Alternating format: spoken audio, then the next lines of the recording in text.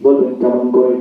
সম্মানিত হাজিরিন, আল্লাহ নবী নবুয়ত পাওয়ার পরে 13 বছর তিনি ইসলাম প্রচার করলেন।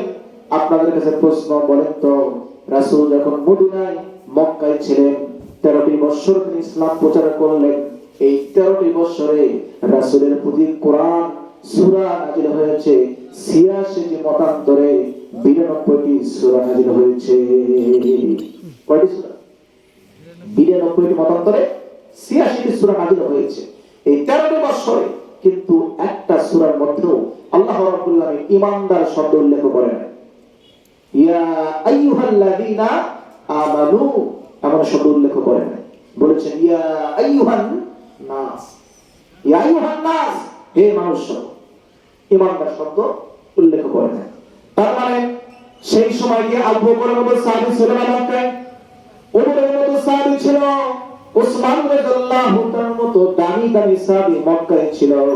তারপরেও আল্লাহ রাব্বুল আলামিন ঈমানদার শব্দ উল্লেখ করেন না।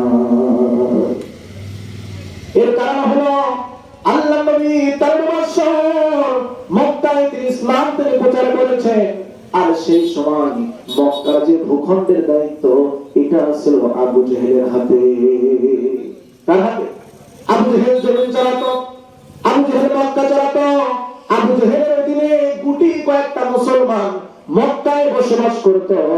সেই রাসূল যখন মক্কা ছেড়ে মদিনায় হিজরত করলেন, মদিনায় তিনি দাওয়াতি কাজ করেছেন 10 বছর। কত বলেন? কয় বছর? 10 বছর ইসলাম প্রচার করলেন মদিনায়। এই মদিনার বুকে রাসূলের প্রতি সূরা নাযিল হলো 28টি মতান্তরে 22টি সূরা। কয়টি সূরা? 22টি সূরা নাযিল করলেন আল্লাহ রাব্বুল আলামিন।